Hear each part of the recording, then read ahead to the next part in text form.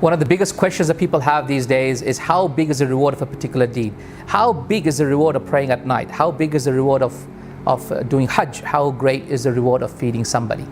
And from my understanding, and what I have read about the Quran and Sunnah, and the number of times Allah Azza wa Jal tells us to feed the poor in the Quran, it is my understanding that feeding the poor is greater than even Nafal Hajj. Even Nafal Hajj. Not obligatory, because obligatory, there's nothing more rewarding to come to Allah Azza wa Jal with except that which is obligatory, right?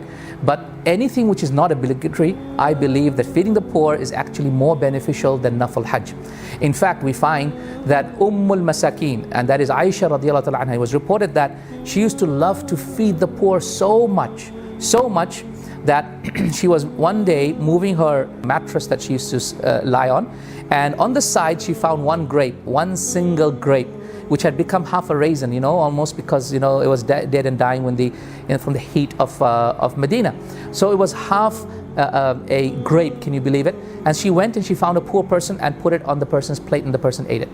And so it was at that point that the servant of Aisha radiallahu ta'ala anha said, "Ya Ummul Mu'mineen, it's just a grape, it's just one grape and it's also gone off."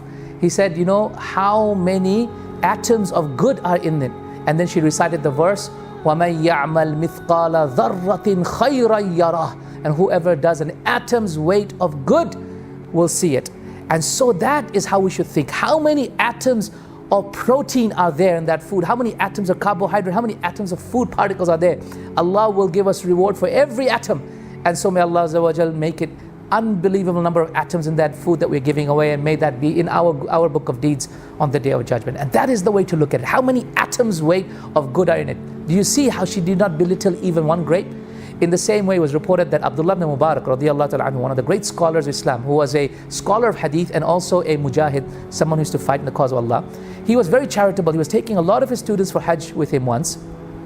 And when they were going for Hajj, and this was not their first Hajj, on the way from Baghdad as they were leaving, they found that there was a dead bird that fell from the skies. They took the dead bird and put it into the trash bin. As they were passing on, the caravan was passing on, two kids came from nowhere. They were completely disheveled, picked up the bird and taking home. So he was very intrigued, went and found out the kids were actually two orphans.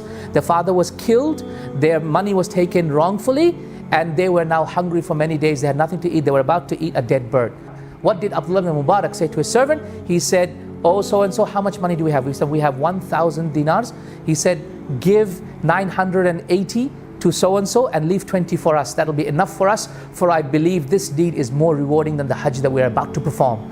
Allahu Akbar. My brothers and sisters in Islam, he who runs to look after the poor and looks after their needs is like the person fighting in the cause of Allah. Attain the status of a mujahid by looking after the poor in the month of Ramadan and beyond.